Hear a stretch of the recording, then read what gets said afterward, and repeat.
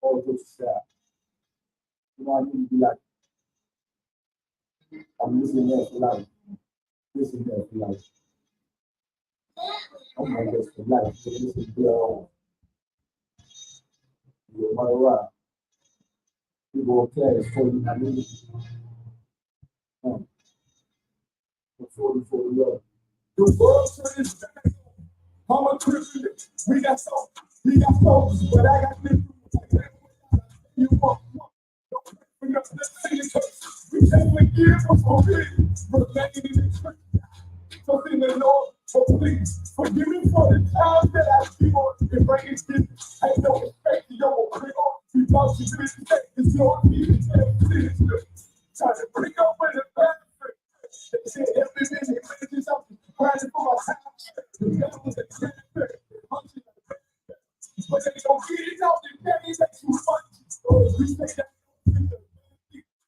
give death to a priest. You obey it out in front of you. You make sure you got the heart to your things. We cry and it gets to the heart.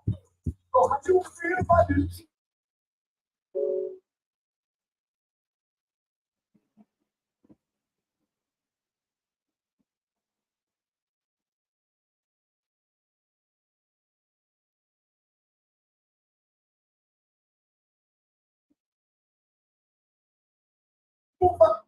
The show is like the thing, I should hold out, even your heart.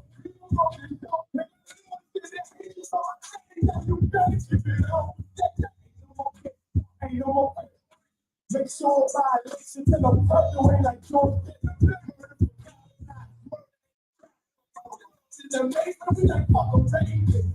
I'm pretty cool, I live like we keep it mercy and it lies, I don't know why. It's what you never try. Man, I'm a brother, we so that I don't lose my salute, my salute, my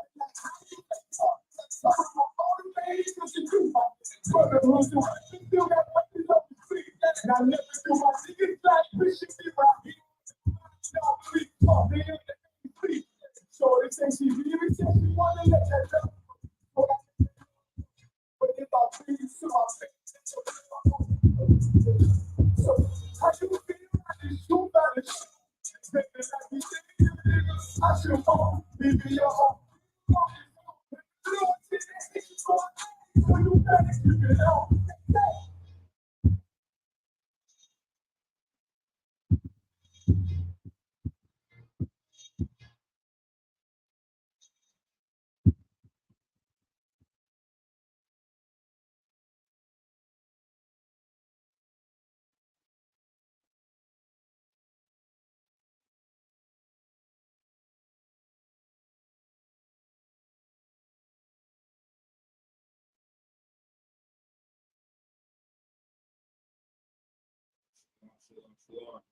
Go ahead, type any questions you have in the chat. Right into it. The third woe coming quickly. The third woe. It's the sign of the times. We're going to talk about what's going on in the world today.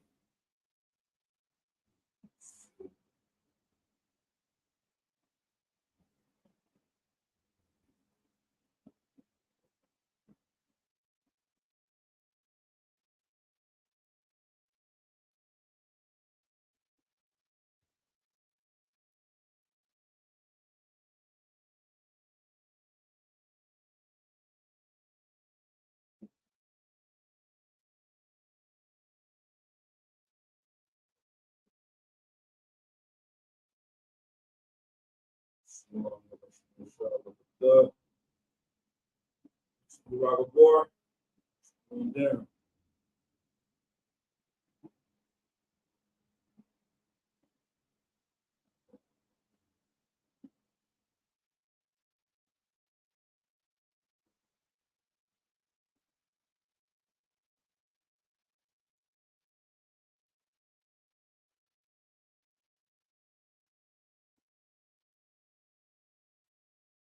Go ahead and get it. Revelation chapter 11, verse 14.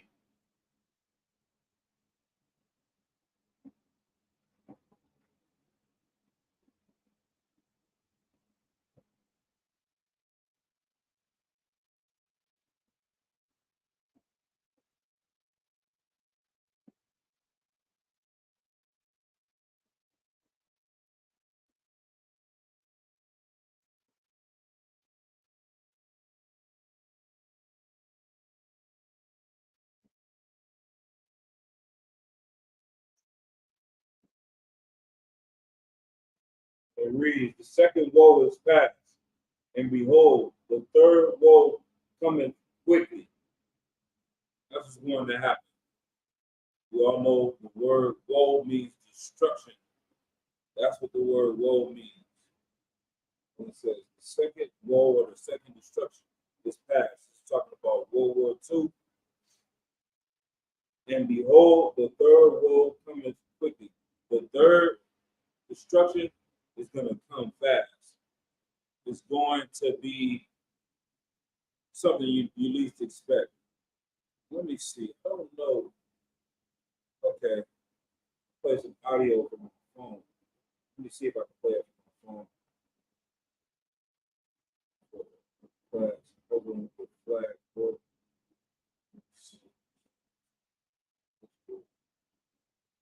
Play a couple minutes of this tape already. Let's see how well. If you can hear it clearly, type 1 in the chat. If not, let me know. Type 2. This is a clip from the podcast by Joe Rogan. Joe Rogan is a famous entertainer, comedian, television show host, UFC host, and now he's been known for his podcast where he's had millions of views, millions of dollars made. He recently got a contract with Spotify for, I believe, about $100 million, right? And this is his mind state about the world and where it's going right now. How he feels about the world. Freaking out over the last few weeks. Like at nighttime. At nighttime, I'll be alone and I just start thinking about the future of the world. And I started legit freaking out. Like what would happen if we were like legit Armageddon, Mad Max, nuclear world? How far are we away from that? And it just give me anxiety. Fuck. Like, how does this all resolve? And then it's fucking Israel pops up now. Shit, freaked out. I've been definitely buying a lot of stuff lately for my. So first, the devil is saying that before this Israel thing popped off, he was going to sleep freaking out at night, paranoid, like, what if we do go into an all-out world war? What's going to happen? Some Armageddon, Mad Max, if anybody knows the movie Mad Max, my first introduction to the movie was a Tupac video, California Love. I just thought it was a wild, crazy video where they riding through the desert. I didn't know until I got older they had stole the whole concept from the movie Mad Max. And Mad Max was in a post-apocalyptic world, meaning after some great tragedy destroyed the whole world and society as we know it, people had to rebuild it, and the way they rebuilt it was in a wild, wild west, animalistic fashion, all right? And he's saying, this is what's going to happen. This is what's coming to the world. Keep going.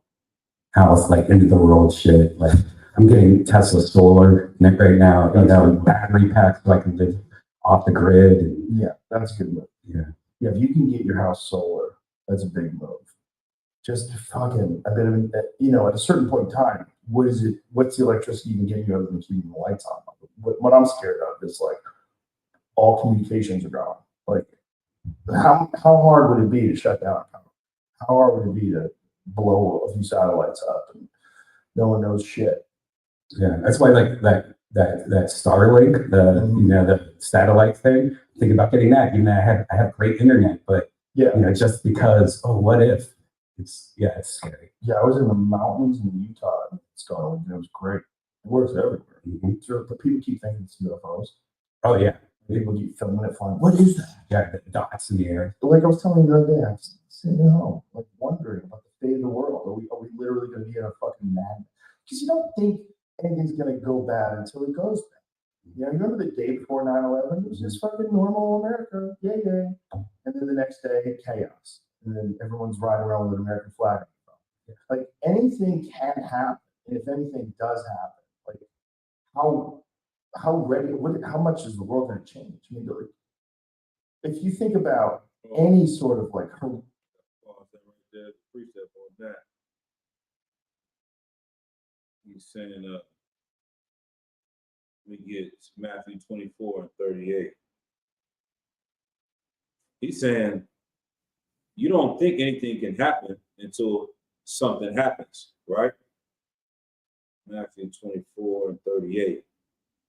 And then once it happens, one day, the day before 9/11, everyone was living it up, going to bars, going to clubs, just like they were in Israel at a rave, partying 24 hours, all night. The only way you can party all night, 24 hours straight, is drugs. You have to have ecstasy, cocaine, methamphetamines to be partying when the sun come up and dancing and raving all night.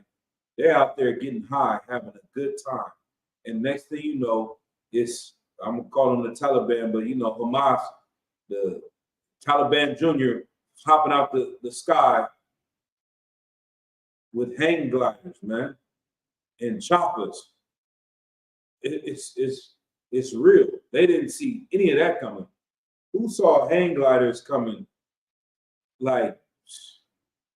I'm gonna have to pull the preset for that one too. I'm gonna go ahead and read this one real quick. the book of Matthew, chapter 24, verse 38.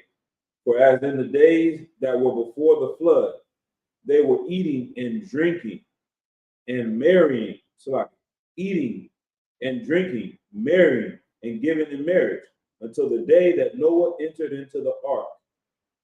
Like they were living it up right until the day that Noah entered into the ark. They didn't see this great destruction coming to them. And this, the whole Matthew, the 24th chapter, is describing the last days and breaking down what's going to happen before Christ returns. And that's how it's going to be. People are going to still enjoy themselves. Like I just saw a clip yesterday, some cats marching for women and domestic violence. And these brothers, black men, along with Edomites, are marching down the street wearing red pumps. I haven't heard that word since the 90s. So a lot here. Early 2000s. A Negro ain't even had to use the word pumps since the 90s. These Negroes are running around in red pumps, heels. Youngsters probably don't even know what that is.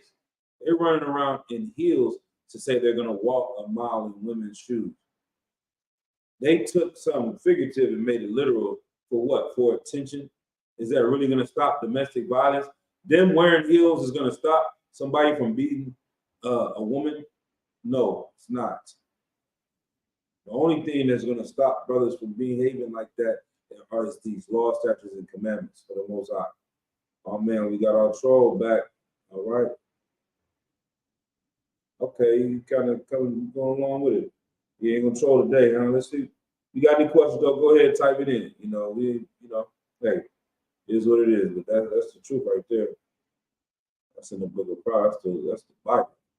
It's better for a man to live on a rooftop than with a rebellious woman, right?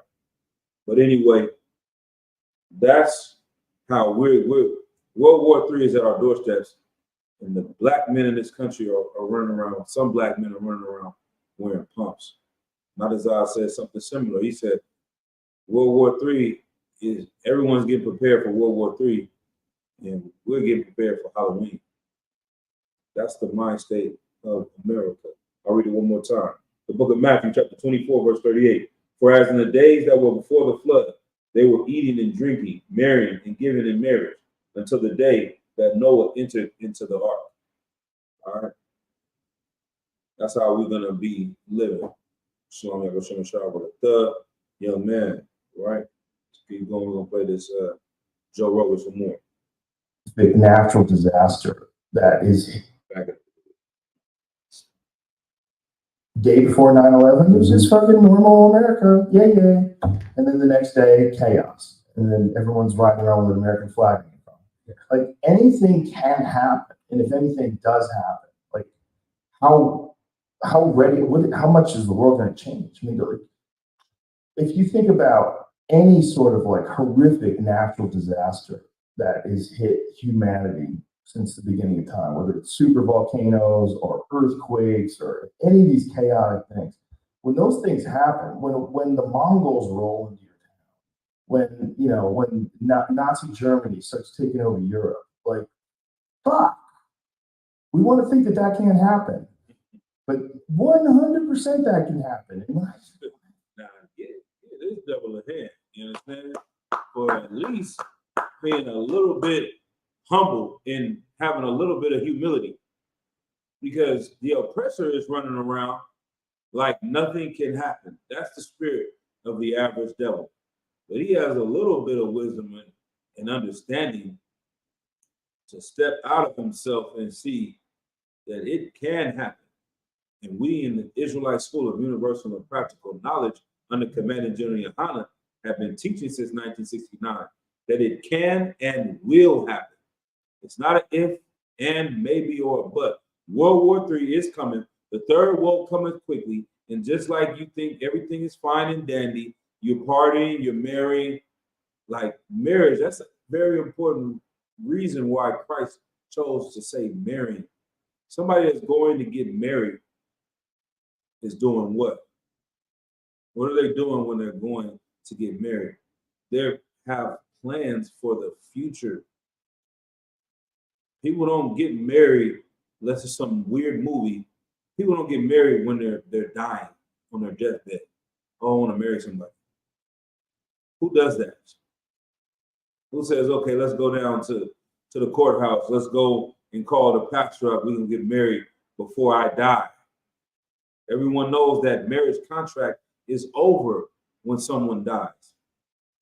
What's the purpose? You don't go get married because you're planning to die the next day or the next week. You're going to get married because you have long-term plans. That's what they were doing. They had long-term plans. And the next day the flood came, destroyed the entire earth with water, 40 days and 40 nights. All right, let's keep going. While alone at night, what am I? That's the thing that freaks me out the most. The things that freaks me out the most is international conflicts between superpowers and how they're willing to kill a certain amount of people, right? So like, what's that number where they won't cross that line? Because if you've got groups of people that are willing to shoot missiles into apartment buildings and fly jets down and gun people down, and you've seen all those crazy drones, if we're willing to kill a certain amount of people, what's the line where they won't cross? What's the line? Is it 1 million people? Is it a nuclear bomb? You know, what is the line? Okay. See, that other devil kept it 1,000 too, right there. He's saying, what is the line? Where is it going to stop at? You know, what will cause them to stop if it's an international conflict? And so we'll see. We'll go to World War I. World War I didn't stop at 1 million. How many casualties were in World War I? The total number of military and civilian casualties in World War I was around 40 million people. There were 20 million deaths and 20 million wounded. The total number of deaths include 9.7 million military personnel and about 10 million civilians. So they're saying out of the 40 million, 20 million were dead and 21 million were casualties, all right? Let's go to World War II. What was World War II's death total?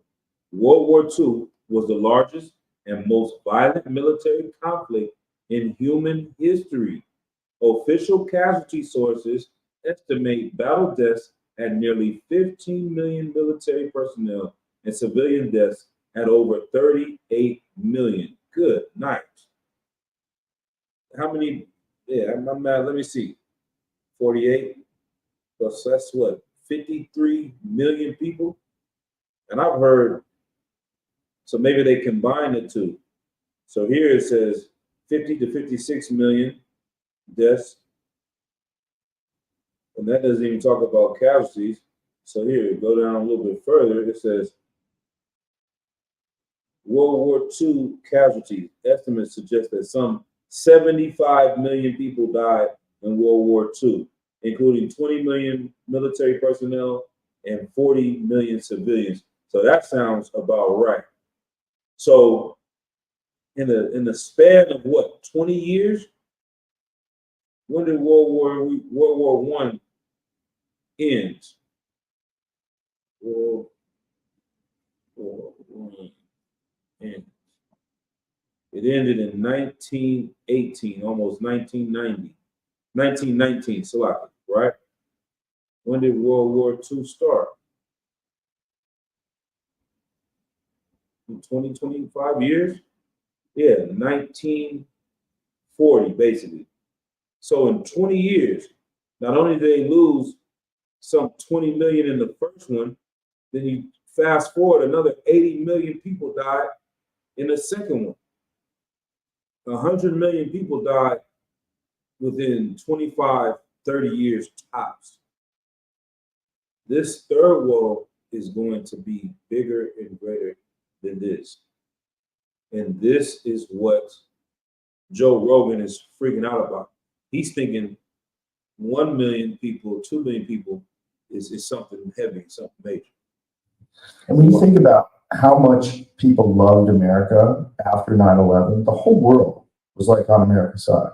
Right. And how much we fucked that up in 23 years, 22 years. Fuck that up.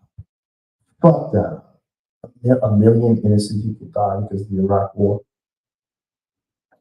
Yeah, fuck that. Everybody knows that. We get a 9/12 immediately.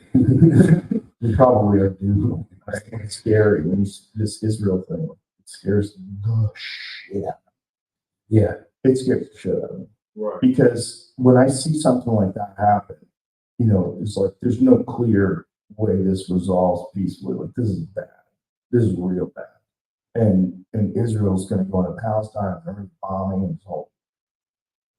Is there a retaliation for that, and what happens then? What other countries get involved? Fuck, man. It's just puts into perspective that there's some shit going on that you're not thinking about because it's not in your life. So if you're a guy, let's say us, because we're comedians, so we're hanging out at the comedy club, we're doing podcasts. A couple more minutes, yeah. That's our world. Our world is fucking around with people. Our world's telling jokes. Our world is hanging out with our friends and doing shows. Right. Their world is killing people.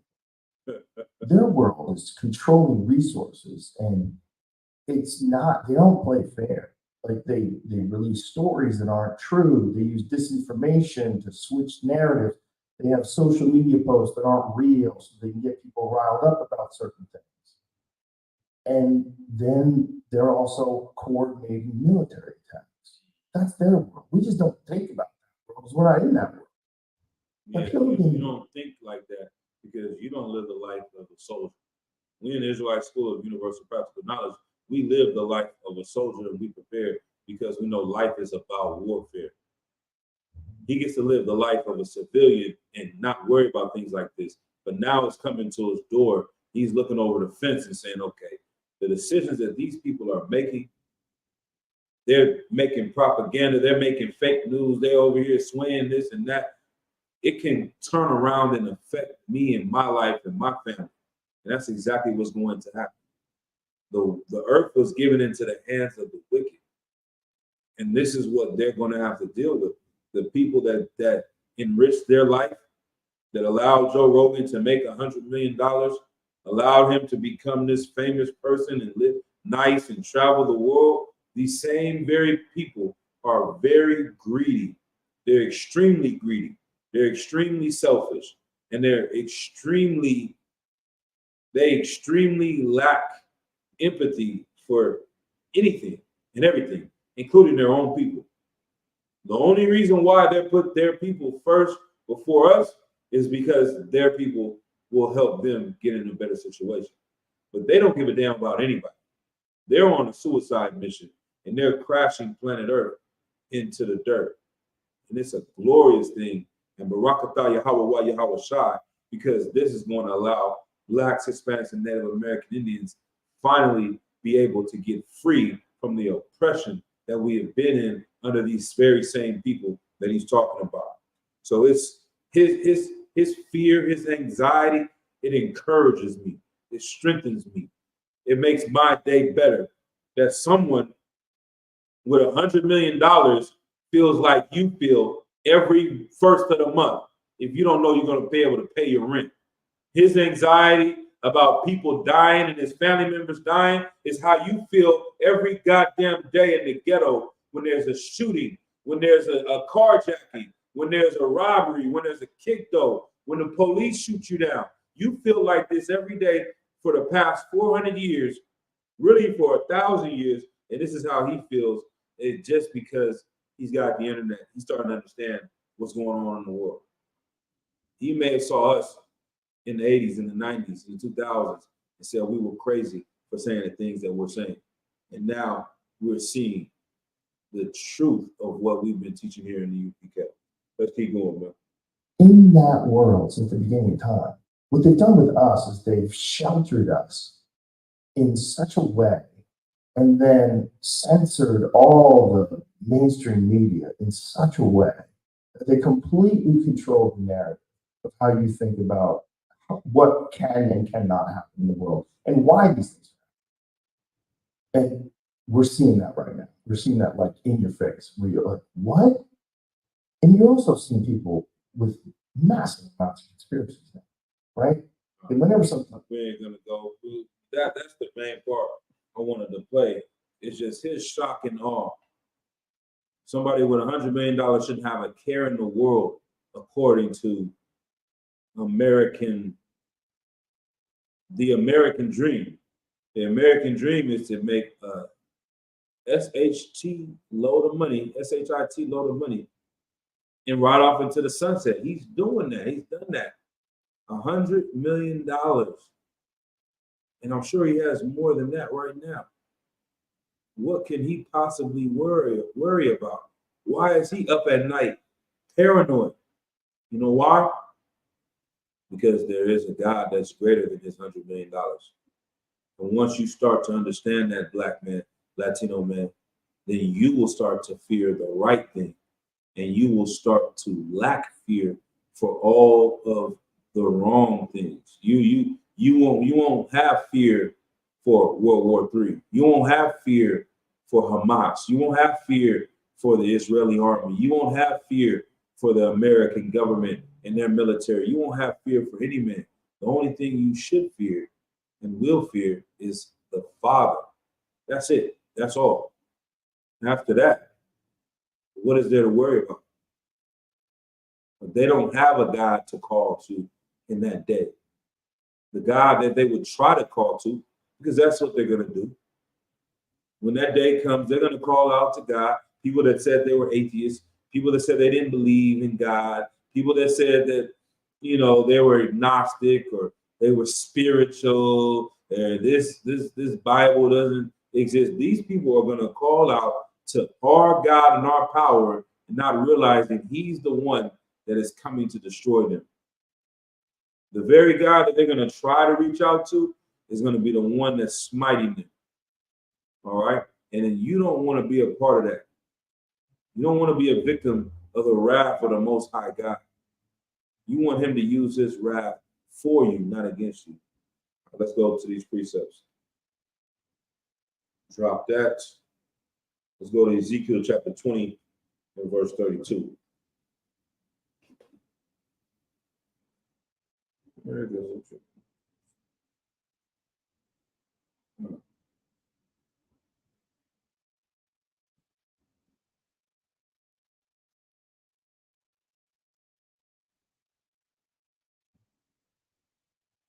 Ezekiel 20, verse 32.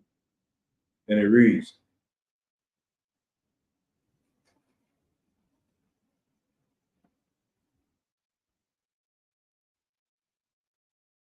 and that which cometh into your mind shall not be at all, that ye say, will we be as the heathen, as the families of the countries, to serve wood and stone.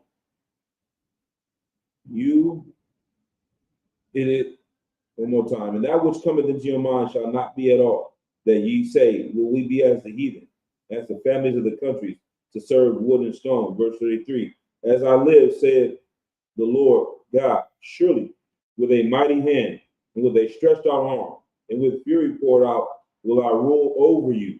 In these days, we're not going to follow wood and stone anymore. We're not going to worship the gods of these heathens that we have done for so long, that got us into this very situation. And that day we will turn back to our power, and the Lord will do what? Verse 34, and I will bring you out from the people, and will gather you out of the countries wherein ye are scattered, with a mighty hand, and with a stretched out arm, and with fury poured out. This fury is going to be poured out on the entire world, on all of these nations. He has been building a great movie. This is better than the Avengers. Thanos and the whole, I forget the name, but you know what I mean? The movie, the Avengers, the Apocalypse, whatever version they had, where they thought it was the end of the world. And Thanos just snapped his finger and destroyed the whole world. It's bigger than that. It's greater than that. The Lord has been building this story up of good versus evil, and we're getting down to the final battle. Verse 35, and I will bring you into the wilderness of the people, and there I will plead with you face to face, like as I pleaded with your fathers in the wilderness of the land of Egypt. So I will plead with you, saith the Lord God. All right. And I will cause you to pass under the rod, and I will bring you into the bond of the covenant, and I will purge out from among you the rebels and them that transgress against me. I will bring them forth out of the country where they sojourn, and they shall not enter into the land of Israel, and ye shall know that I am the Lord. As for you, our house Israel, thus saith the Lord God, go ye, serve ye every one his idols, and hereafter also, if you will not hearken unto me, but pollute ye my holy name, no more with your gifts and with your idols. For in mine holy mountain, in the mountain of the height of Israel, saith the Lord God, there shall all the house of Israel, all of them in the land, serve me. There will I accept them, and there will I require your offerings and first fruits of your oblations with all your holy things. See, this is another key precept that shows these people that are living in the land are not the children of Israel, because they're not in the land worshiping the Most High God. Everyone in the land is supposed to be following the Lord, and everyone that is not is supposed to get purged out and not released into the land. They're over there having LGBT parades. They're over there worshiping rainbow Judaism. That's what they're doing over there. They're doing all manner of wickedness.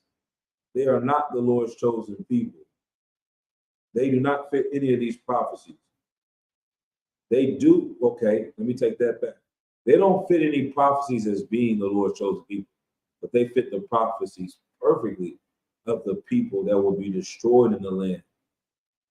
The time of the Gentiles has to be fulfilled, man, when they will be in the land living as we're supposed to be. All right, that is a prophecy. Let's get Isaiah chapter 26 and verse 20. Isaiah 26 and 20. Man, I almost want to play Joe Rogan one more time, man. Might play that every morning when I wake up in the morning. That was almost as good as white tears. White tears are delicious. I could eat cereal. Give me a bowl of Frosted Flakes full of white tears. Get this water, this Crystal Geyser is not as good as white tears. This is what we're getting to see here today in Gaza, in Israel. We get to see these same oppressors cry just a little bit, like how we have cried for years and years and years. And so to hear Joe Rogan in fear, anxiety, with $100 million, that encourages me. It's almost as good as white tears. It's nigh unto it. Isaiah chapter 26 and verse 20. And it reads,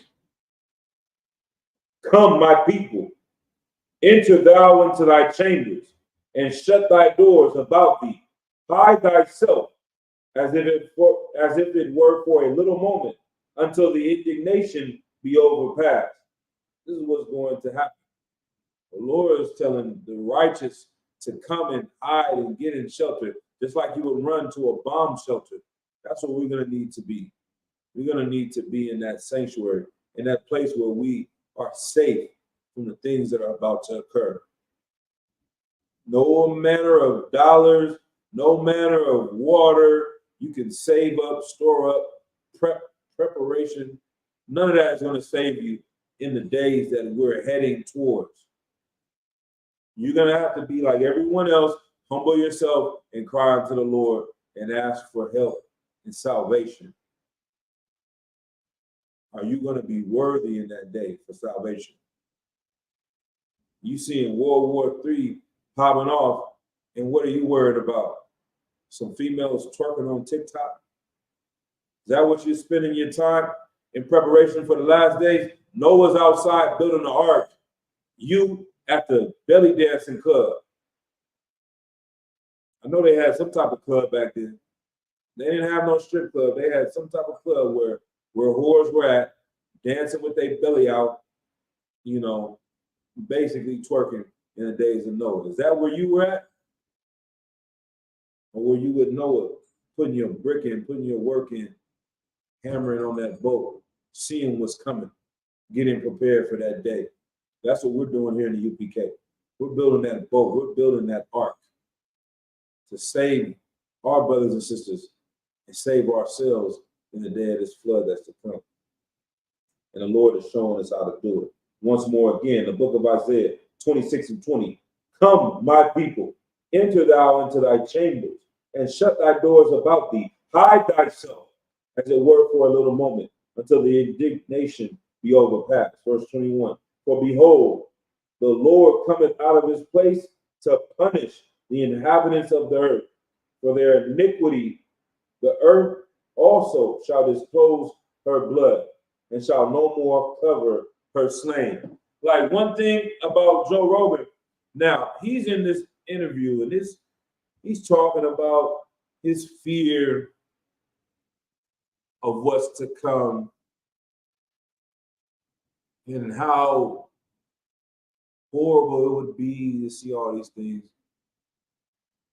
But one thing that still shows him to be a devil like every one of his other counterparts is none of them feel responsible, culpable, or deserving of these adverse effects. They don't feel deserving of this treatment to themselves. They don't think that there could be anything that they have done themselves that they are complicit or they are part of the problem. And this is why this is happening to them. You can't be the criminal and the victim. You don't get to be that in this movie, Joe Rogan. You're going to have to figure out who you are. You are reaping what you have sown, Mr. Oppressor. Everything that you've put out, everything that you have been a part of, the things that have enriched you have been at the destruction of the Lord's chosen people. You wouldn't be able to enjoy your life unless God's chosen people were destroyed. And so guess what? Don't be sad when it's your turn. Don't be sad when we're not the only ones out here dying anymore.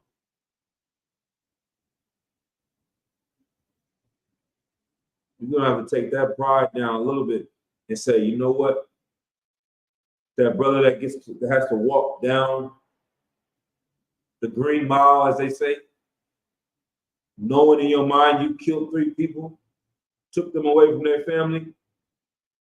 The brother may not want to go down that green mile, doesn't want to get put to death, but something in his spirit you can tell that he knows this is justice.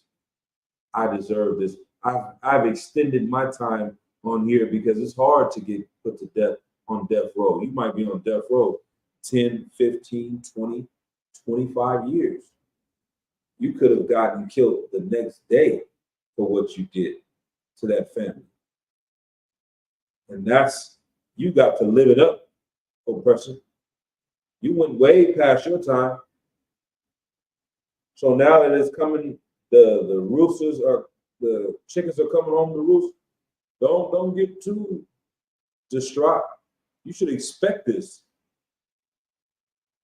You should expect World War III and destruction to come at your door because that's all you have meted out to the planet Earth.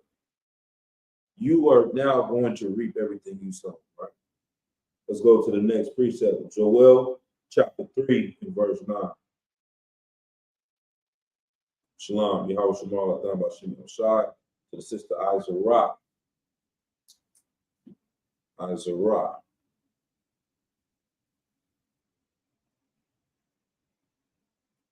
Joel chapter 3, I think we started first. Might go up a few verses. Let's start at verse 1. The book of Joel chapter 3, verse 1. For behold, in those days, and in that time when I shall bring again the captivity of Judah and Jerusalem. The Lord said he's going to bring again the captivity. He's going to bring us out of our captivity, deliver us from our slavery. I will also gather all nations and will bring them down into the valley of Jehoshaphat and will plead with them there for my people and for my heritage, Israel. And this is just so beautiful and glorious that the Lord is saying that he's going to plead for his nation and his people, but also that land. This is the land that's being fought over. He's asking, or not asking, he's demanding that land be returned to his people. And when you go into the Hebrew and you see what this word plead means, it really means judgment. He's going to give judgment to them for his people. All right. Let's keep going. And as Commander Juliana was bringing out on Black Watch and the class he had yesterday, the valley of Jehoshaphat is in southern Israel.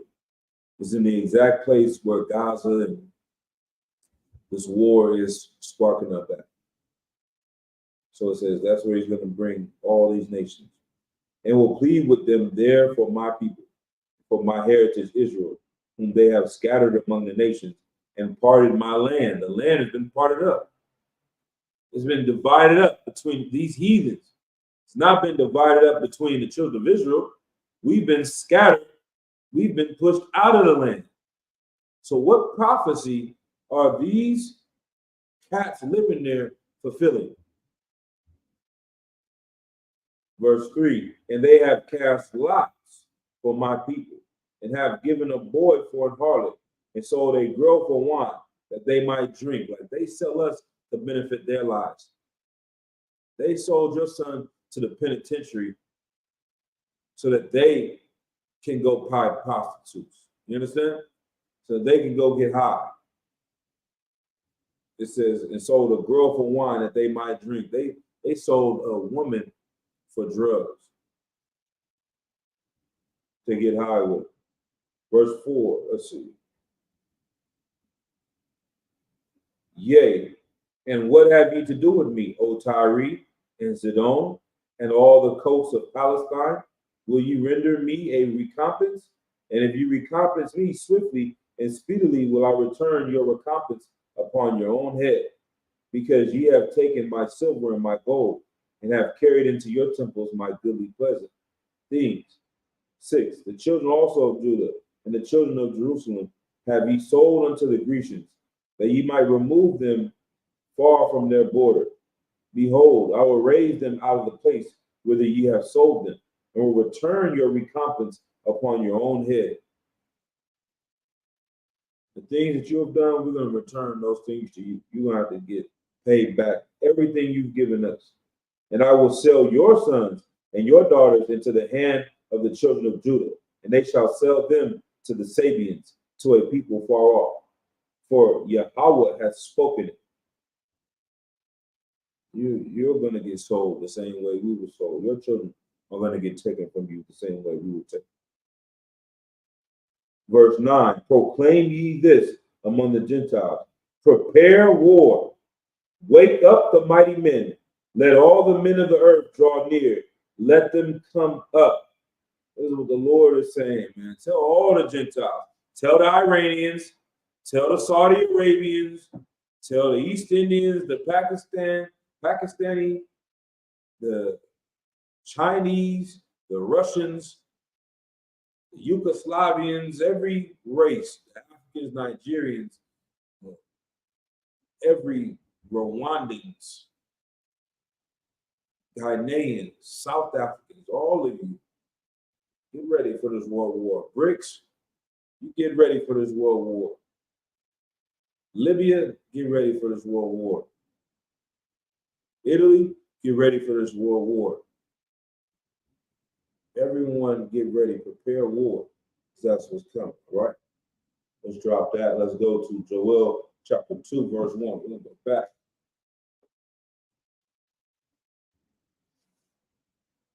And then let's see, I'm going to put some information back in. So, the book of Joel chapter 2 and verse 1. Blow ye the trumpet in Zion, and sound an alarm in my holy mountain. Let all the inhabitants of the land tremble, for the day of the Lord cometh, for it is nigh at hand. A day of darkness and gloominess, a day of clouds and of thick darkness, as the morning spread upon the mountains, a great people and a strong.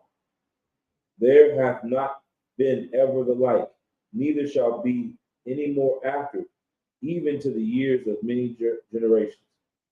A fire devoureth before them, and behind them a flame burneth. The land is as the garden of Eden before them, and behind them a desolate wilderness, and nothing shall escape them. This is, you know what I mean? This is destruction. Come in a day of darkness and gloominess. I got another precept as well. So about that darkness and gloominess. But I'll give a little bit of update on the history, what's going on in Gaza. People don't know, a quick recap. Let's see if we can recap. Take it all the way back. How did these people get into our land? What happened? 30 so years after Christ, our King, died, was crucified, rose again and left, was carried on a cloud, right? Chariots, and left. Went to sit at the right hand of the Father. About 30 so years after that, there was a lot of revolution and, you know, talks of insurrection against the Roman Empire in the land of Israel. Around 66 BCE, around 66 AD, right? After the death of Christ. The war sprung out in Israel. And the Israelites went to war with Romans, and it was a bloody, horrendous battle, as many would assume. Somehow the Israelites were able to win that war, conquer them, beat them, and get them off the land. They went back, regrouped, came back with different generals to lead them. I think the first one that came in was Vespasian. Then he came back with his son Titus in 70 AD. You look up 70 AD online, YouTube's plenty of movies out there, documentaries to talk about it. You'll see how they came in and destroyed Jerusalem, destroyed Judea, our homeland. And they said they put over 1 million of our people to slaughter. And out of that 1 million, there was another 1 million or so that fled into Egypt and fled into Africa, went south, went west into Africa. That's where the Negroes in America, the West Indians in America, in the Caribbean come from. Because our people fleeing ancient Egypt and going down into Africa. The other Israelites were brought up to Rome and sold off into slavery. That's what they did with us. So after that, 70 AD, you fast forward to about the year 600, 700 years later, these Ashkenazi, the Khazars, converted to our beliefs and start to say they were the Jews. They were Jewish people. And they went into Europe, Germany, Poland, France, Russia, all over. And we're living a life saying they were Israelites. You fast forward a little bit further, we go into captivity. They stay in Europe. 1930s, the mid 30s, You get Adolf Hitler that rises up and wants to get rid of these Jews in his land. He wants to make a pure Aryan race of people and reunite Europeans or Aryans and bring about the rebirth of the Roman Empire. This is what Adolf Hitler wanted to do. He started to murder millions of Jews, allegedly. Some people say it's 6 million, some people say it's 2 million. Who knows the exact number, but he unalived a large amount of Jewish people. And so they have this story of being persecuted wherever they've gone, and they play the victim wherever they go. No one wants to say that they're sneaky, conniving, backstabbing people that are greedy and treat everyone else that's not a Jewish person like a heathen and a goyim and tries to destroy whoever's in the way of them. And so this is why they face persecution everywhere they go. But hey, Hitler did that. They said in order to get them a place where they could be free from persecution, they put them in their original homeland, quote unquote, which is the land of Israel, which is something that's so evil for this nation of people in America who don't follow the Bible. Like Jeremiah was saying earlier today, there's supposed to be a separation between church and state. The government's not supposed to base its rules and decisions off of any spiritual belief. But somehow the United Nations and everyone in the world gets behind giving the land of Israel to this nation of people based off the Bible. It's supposed to be a fairy tale book. It's supposed to be something that's not real, but somehow they use this book in order to gain this very important real estate on planet Earth. So 1948 happens. The people that were living in the land were Muslims, were Arabs, Palestinians. They had been there since we left, living in our land, going to and fro in the land of Israel. These fake small hats came in, pushed them down, pushed them out of the main parts of Israel, left them with an area called the Gaza Strip, small land, right? You fast forward, go ahead and present this on the page. See if this comes up for everybody out there. The Gaza Strip. You can look up the blockade of the Gaza Strip. I'll go ahead and read a little bit about it. Temporarily in 2005 to 2006, and indefinitely in 2007, Israel and Egypt have imposed land, air, and sea blockade on the Gaza Strip, following Israel's disengagement from the region. The blockade has been decried by human rights groups, international community representatives, and legal professionals as a form of collective punishment in contravention of international law, specifically the Fourth Geneva Convention. So they're at war with this specific group, but why are they locking up everyone that's a civilian?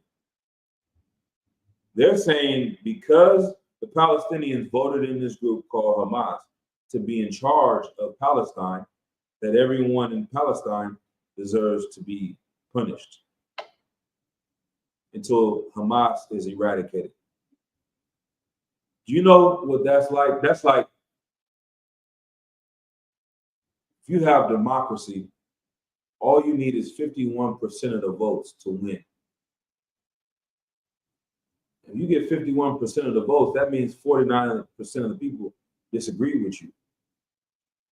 Just because Hamas won majority vote doesn't mean everyone in Palestine agrees with Hamas. You could have 50% of the population that disagrees.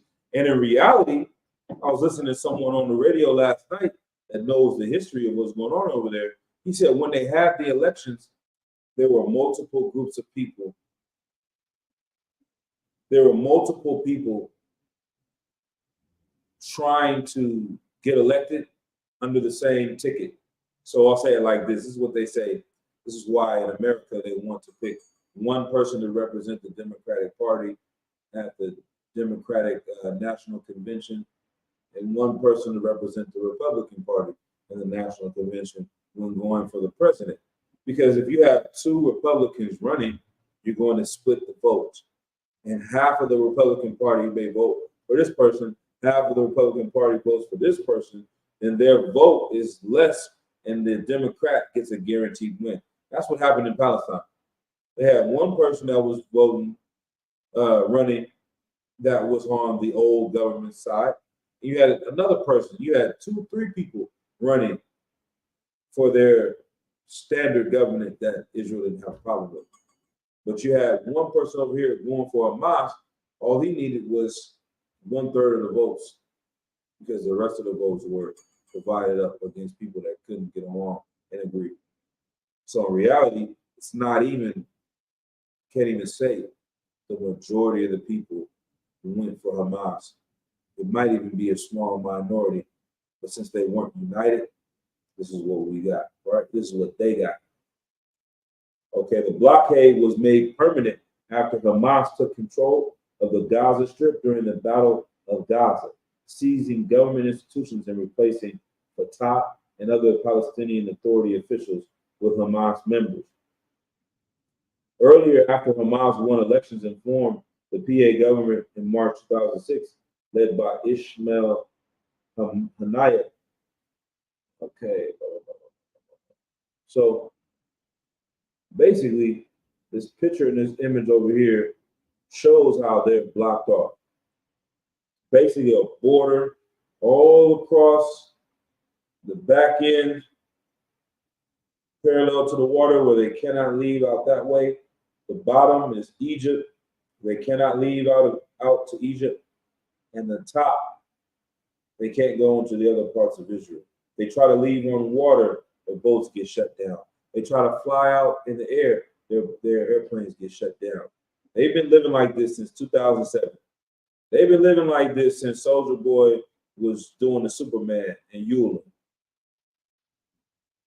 That's how long they've been living in this one spot of land, not being able to leave. Can you imagine how that is? That is literally like being locked up, being in the penitentiary. But it's not just you doing it, it's your entire family, men, women, children, babies, everyone's being born in this open air prison. So what do you expect them to do? What do they expect them to do? They're trying to get out of there. They're trying to have some type of freedom. And your oppressor in his mind, he thinks he can control everything, do everything, not realizing that these cats are willing to do anything to be free. They willing to hop up on a hang glider and get up out of there. All right, we're gonna get back to the precepts. Let me see if I can find that. Has anybody seen that? I just heard about this today. I did not know they were doing that to get to Israel. Let's see.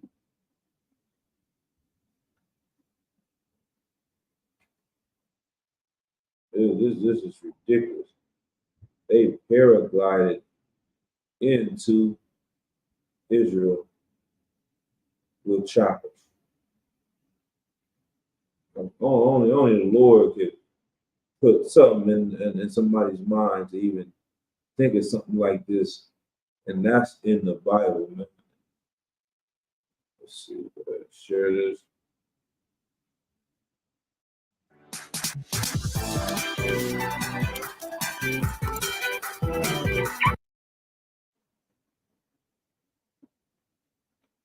Hamas has appeared to have used motor-powered hang gliders to infiltrate Israel.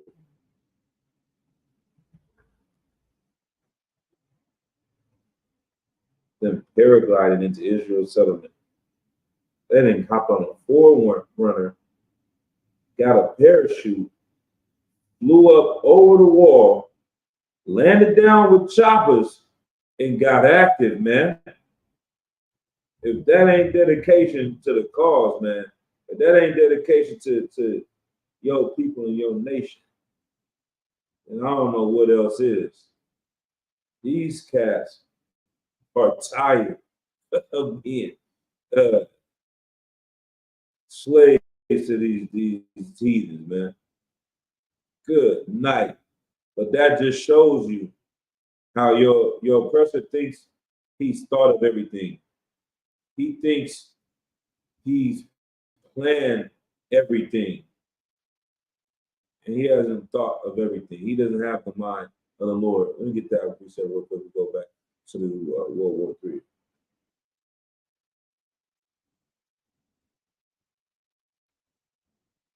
Isaiah 55:8.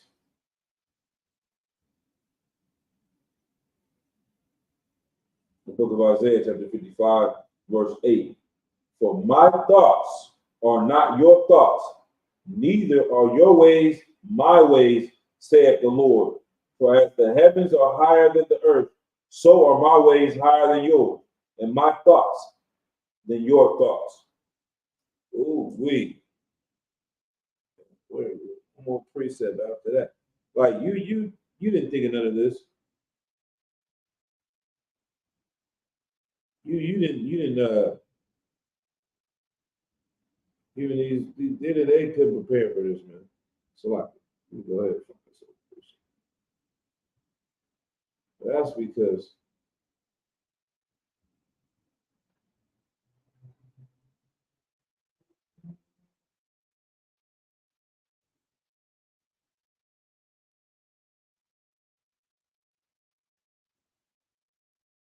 Isaiah 54:16, right around the corner. Right? Isaiah chapter 54, verse 16. And it reads, Behold, I have created the smith that bloweth the coals in the fire, and that bringeth forth an instrument for his work. And I have created the waster to destroy. The Lord has created the smith and the blower that blows the coals, man. He put it in their minds to think of something like this. He created the waster for the day to destroy.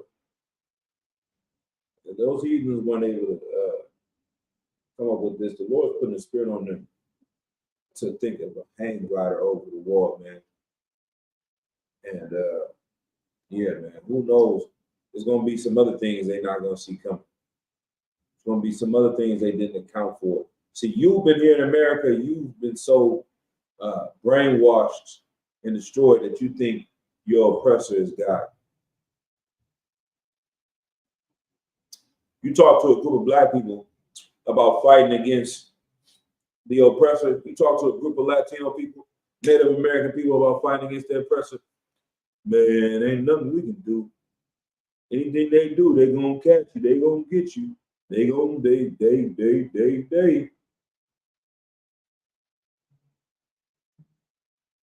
How about you not worry about that and you fight for your freedom, regardless of the consequences? That's what these other nations have. Until we get to that point, you understand, we're gonna stay in this situation. But they are out there. And I'm not telling people to go out, pick up guns. Don't misunderstand that. I'm saying we have to have that same zeal and love for our people, that we're willing to do any and everything to gain our freedom. If that means dying, so be it.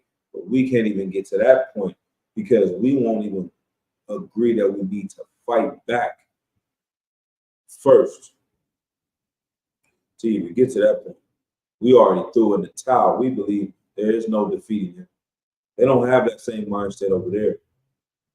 They're gonna figure it out. When they say I'd rather die than be a slave, then they're showing that. And we have to be willing to live like that for our people in a righteous way. We have to be willing to give up everything that we have and throw it all on the line so that our people can be free. And if they're gonna hang glide over a wall, we're gonna spiritually hang glide over that wall. We're gonna spiritually, go and ride on these people who are the enemies of our people. All right. Let's drop that. I got a few more precepts. I won't hold it too long. We'll run through these. 2 and 1. Matthew 24:6. Let's go to. It would be Matthew 24:6.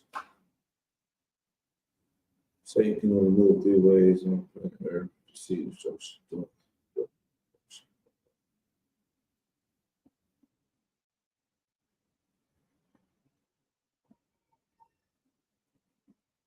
The book of Matthew, chapter 24, verse 6.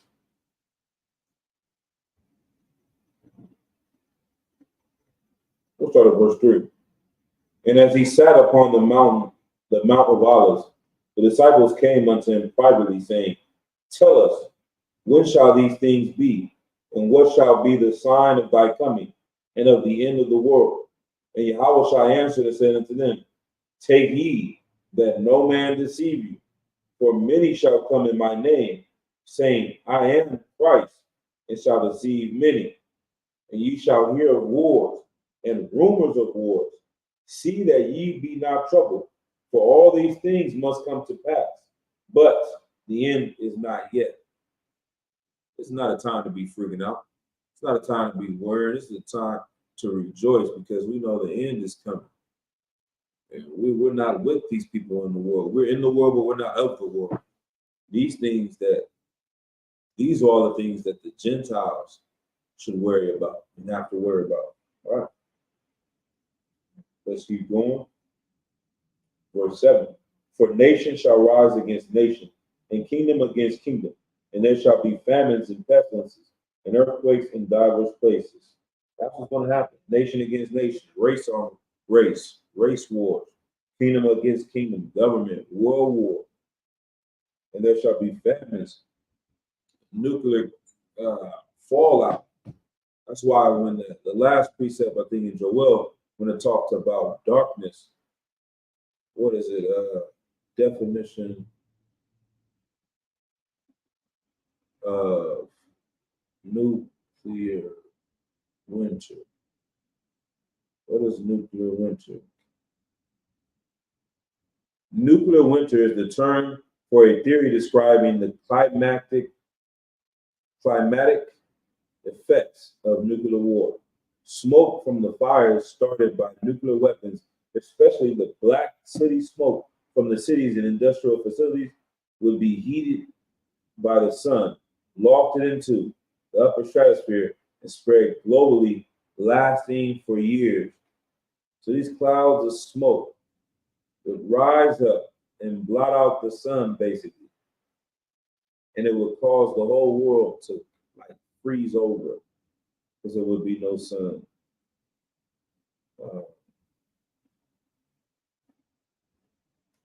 Let's see.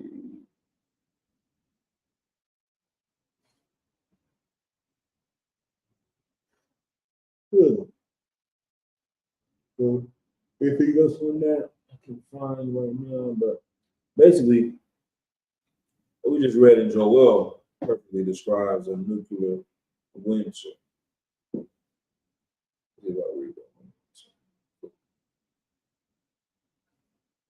I definitely wanted to say that while reading this. The book of Joel, chapter 2, verse 2. A day of darkness and gloominess, a day of clouds and of thick darkness, as the morning spread upon the mountains. A great people and a strong. There have not been ever the like, neither shall be any more after, even to the years of many generations. That's what we're going to experience. These people that were like America will not rise up again. There'll never be another America after this world war, right? Isaiah chapter 13, verse 4. Verses. I think we'll close out on that.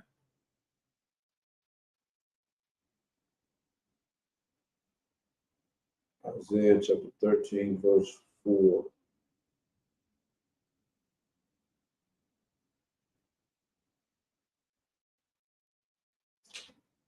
And it reads, the noise of a multitude in the mountains, like as of a great people, tumultuous noise of the kingdoms of nations gathered together. The Lord of hosts mustering the hosts of the battle. All these different kingdoms, nations gathered together. That's World War III.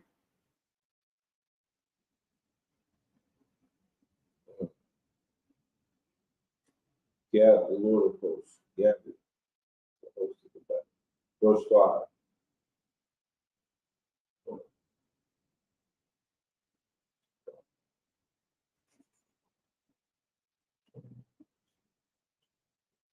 Verse 5.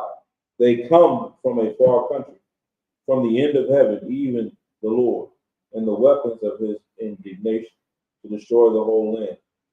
Howl ye, for the day of the Lord is at hand. It shall come as destruction from the Almighty. Therefore shall all hands be faint, and every man's heart shall melt, and they shall be afraid. Pangs and sorrow shall take hold of them.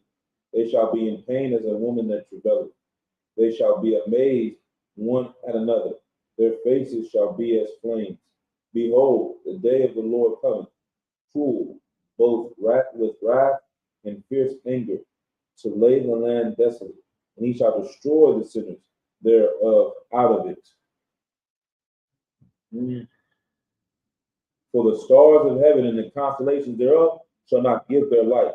The sun shall be darkened in his going forth, and the moon shall not cause her light to shine. Just talk about this. That's what's coming. That's what's going to happen.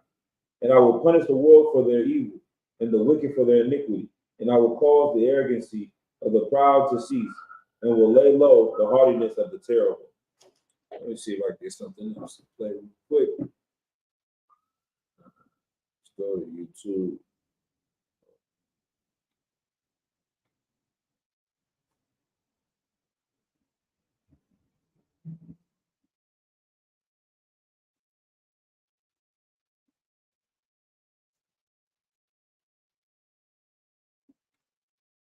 I watched an interesting video that described what life would be like. Let's see.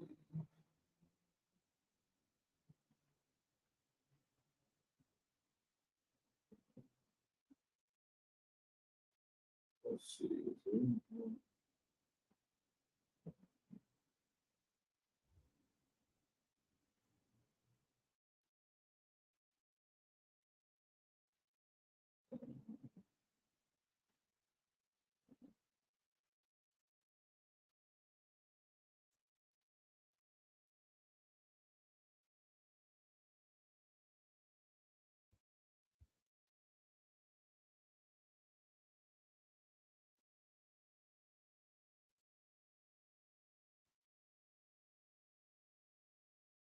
Let's see.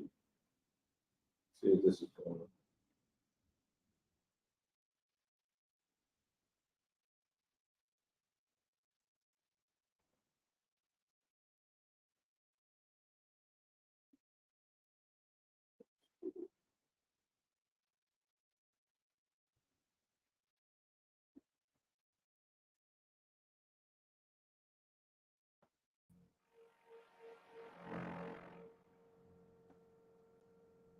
Let's see what it says right here.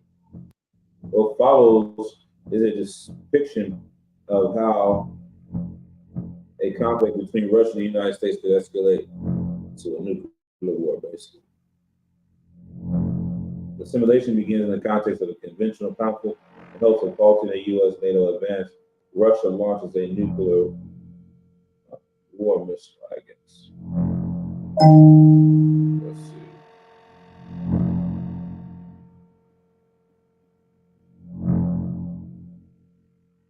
Is this the one I watched before? This might not be the good one.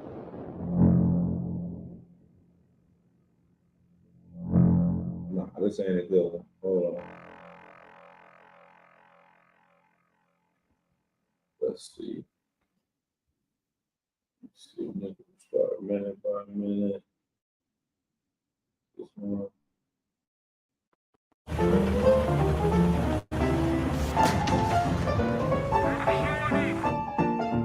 What's up, guys? Devil Dog Gamer here. Today we're showing off a new game called Nuclear War Simulator. Now, this isn't fan this a bit more. As you can see, now This ain't actually play out. I'd have to find that clip. I won't waste so much time on this.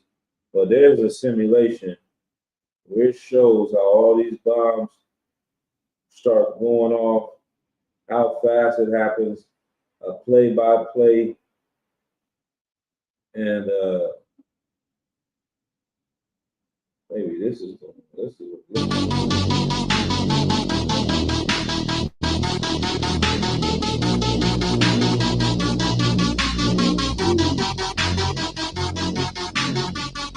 I'm not fine. Right. But that just came to my mind, man. I watched this thing. It started explaining. Try one more. No. All right, there you go. I think this is it. This is what it looks like. Yeah, this is the. What you are about to see is a nuclear war simulation based on data collected and processed from the International Atomic Energy Agency, the United Nations, information publicly available from the Central Intelligence Agency, and other declassified sources. The purpose of this simulation is to provide a visualization of the global consequences of a nuclear war between the Russian Federation and state members of NATO. Even though simplified to a great degree, it shows in a clear and realistic way the outcome of a nuclear war. Based on recent geopolitical events, the software used on this simulation has considered Russia to be most likely to begin a nuclear war. Time is accelerated to simplify the viewing of the events, and they are divided into 3 stages: nuclear war, nuclear fallout, and nuclear winter. Simulation ready. Fallout. Declassified mode activated. For context, population of nations engaged at war. NATO member states have 944 million people. The Russian Federation has 145 million people. So they say the United States and all the nations in NATO is 940 million people. Russia is 145 million people. Stage 1, nuclear war. Nuclear war. Elapsed time, 1 hour. 1 hour. So them things, bombs going up. You gotta watch the casualty. It happened quickly. See, that's how they said the Third Woe coming quickly. They went from a regular war, right? No time. Elapsed time. Boom. 1, 2 bombs popped off. So they hit the first bomb, looked like it hit New York. The second bomb hit the Bay Area, California, LA, Bay Area, somewhere in California. Between that first bomb hit New York, America dropped a bomb in Russia. That's this other dot over here. And then dropped another one over here. All right? Time. And so in not even an hour, 5 million people just died right there. Bam. All right? 1 hour. Then they dropped more bombs in Canada, over here in the middle, American Midwest type. Now with all these bombs in Europe, the Russians are going to war with Europe. They hit in Spain. You understand? France. All this is getting close to home in Europe. So they going back and forth. Boom. Hitting Russia over here. Drop something over here. All right. Boom. There's only 1 hour, 7 million people dead. Boom. 12 million people dead. They hit Alaska. They hit over here. Hit over there. 2 hours. The Bay Area again. Now they hit the Midwest. Now they hitting down south. All these nuclear bombs are going off in 2 hours. 3 hours. 4 hours. 4 hours. A long movie. And 50 million people have died. All Europe is getting bombarded. They're taking themselves out. They're taking the devil out. The oppressor is going to get removed from his position of power. They're not hitting over here in Africa. They're not hitting over here in Australia and India, over here in South America. The people that are going to be going to war with each other are the people that have been enslaving us, man. Esau, the children of Edom. Let's keep going. 5 hours. It's going to affect everybody, though. 6 They're going hours. to take themselves out. 7 hours. So now you're seeing all this Russia is getting hit. All of Europe is getting hit. America getting hits. 8 Canada hours. getting hits. 9 hours. 9 hours. We had 110 hours. 103 million people dead. 10 hours. 11 hours. You could literally go to sleep and wake up. 8 hours. You wake up to 120 million people dead. 12 hours. 13 hours. Bombs is going off. 14 The hours. biggest bombs you've ever seen in your life. 15 hours. 16 Going back hours. and forth. All this is 17 being hours. described in the Bible. 18 More hours. minutes, couple more minutes. 19 All hours. that out, not to stop. 20 hours. 21 hours. 165 minutes. 22 hours. It's not even been 23 24 hours. yet. 1 day. 24 hours. 200 Total million global people. casualties at 178 million people. Woo! Losses of nations engaged at war. NATO member states have lost 9.1% of their total population. The Russian Federation has lost 62.9% of its total population. Stage 2, nuclear fallout. Elapsed time: 3 days. 6 People days. still dying. 9 days. The smoke 12 days. suffocating people. 15 days. 2 weeks. 18 days. Numbers still going up by the minute. 21 days. 24 This days. is what we're hearing about in the 27 Bible. days. 30 days. Maximum radiation levels recorded, shown by degrees of latitude, in rem units. Total global casualties at 186 million people. Stage 3, nuclear winter. Nuclear winter. Elapsed time: After 1 month. 2 months. 2 3 months. months. It doubled up to 300. 4 months. 3 months. 4 months. 5 People months. dying. When you don't have the sun is blotted out. What are you going to have? No one's going to be able to grow any crops. The food's already going to be poisoned. The water's going to be poisoned. So this is where all this is coming from: famine. The earth is going to be cold because the sun is blotted out.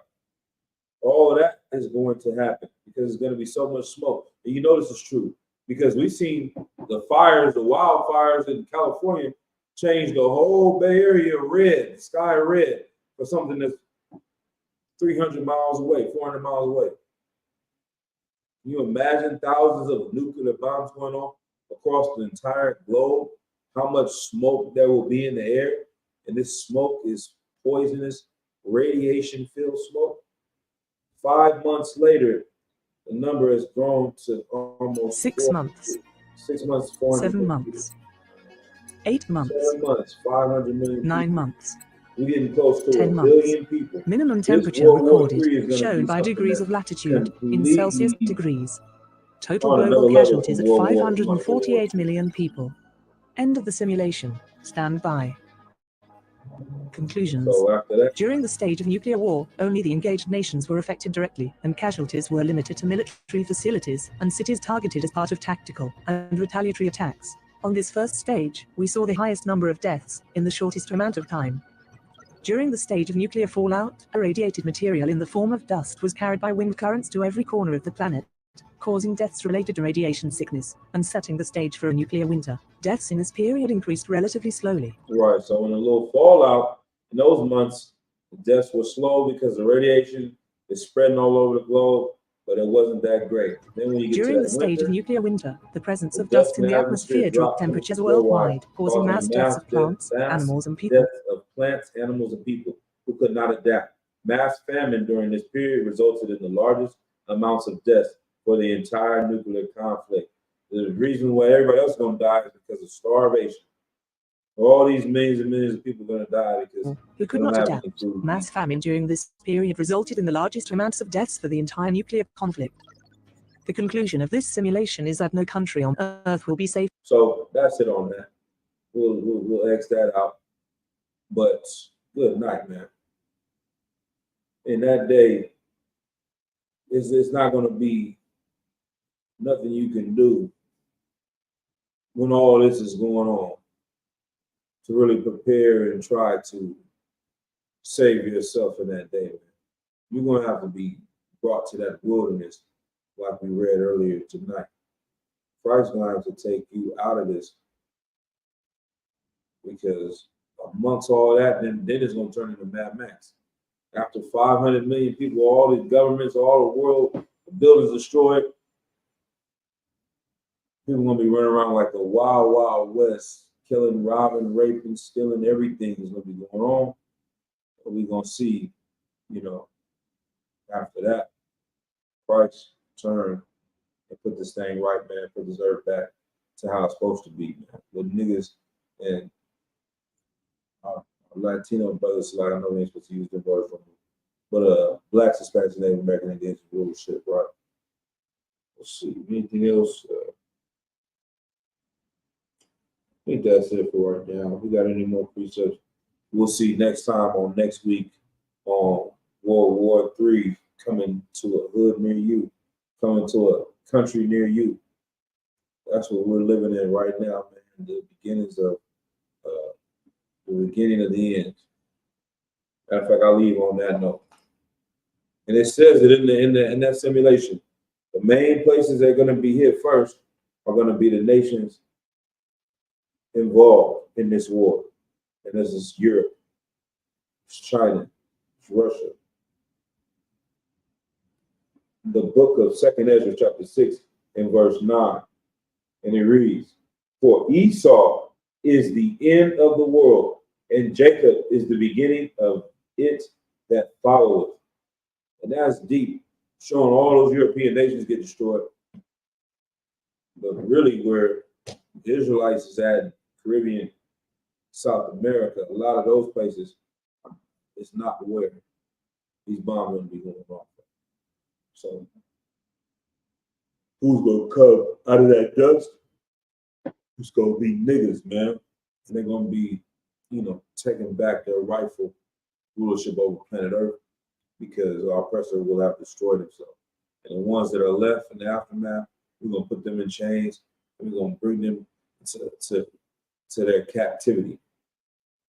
We're going to put them in their place. We're going to bring them back to our land. Matter of fact, let me give some light at the end of this beautiful nuclear tunnel. Some light at the end of this beautiful nuclear tunnel. In Isaiah chapter 14, verse 1. "For the Lord will have mercy on Jacob and will yet choose Israel." That hit different when you think about a nuclear bomb. Nuclear bombs, thousands of them going off. It says, "For the Lord will have mercy on Jacob." He will have mercy on us in that day, and will yet choose Israel and set them in their own land. And the stranger shall be joined with them, and they shall cleave to the house of Jacob. And the people shall take them and bring them to their place. And the house of Israel shall possess them in the land of the Lord for servants and handmaids. And they shall take them captives, whose captives they were. And they shall rule over their oppressors. Ooh-wee.